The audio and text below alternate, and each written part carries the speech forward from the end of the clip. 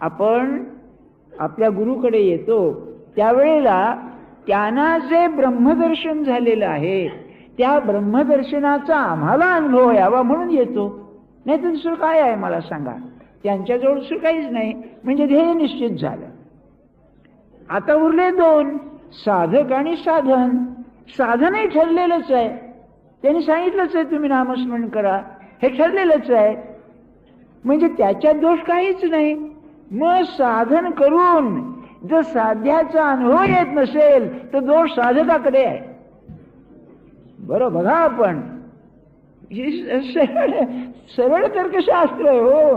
मी 3.5 कोटी जप करून एकाला साधन मला साधत नाही, म्हणजे लग्न झालं. आता पूर्वीच्या काळी 2 लग्न करीत असत. आता काय मोरारजीने कायदा केला नाही, 1 पत्नी पाहिजे म्हणून. त्याची बायको मेलीच होती.